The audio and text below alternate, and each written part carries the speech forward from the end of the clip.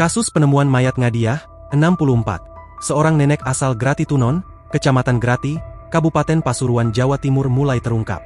Jenazah merupakan korban pembunuhan yang dilakukan oleh cucunya sendiri, MA, 17.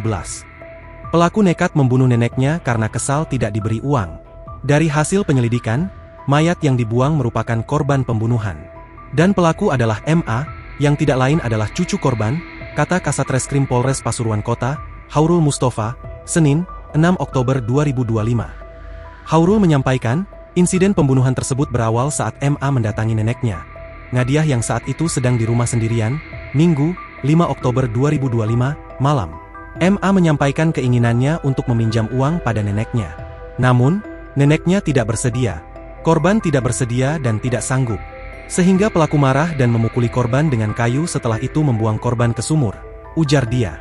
Setelah membuang neneknya, lanjut Haurul, pelaku sempat pulang ke rumahnya di Desa Karangjati, Kecamatan Lumbang, Pasuruan.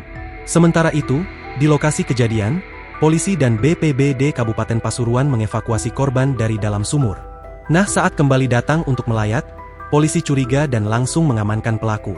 Tindakan itu kami lakukan karena sudah ada alat bukti yang cukup, kata dia. Penemuan jenazah Ngadiah sempat menggegerkan warga Desa Grati Tunon, Kecamatan Grati, Kabupaten Pasuruan pada Senin, 6 Oktober 2025, dini hari. Sebab, saat penemuan, bekas darah berceceran di area sumur dan dapur. Proses evakuasi pun berlangsung lama karena diameter sumur berukuran kurang dari 1 meter dengan kedalaman 15 meter.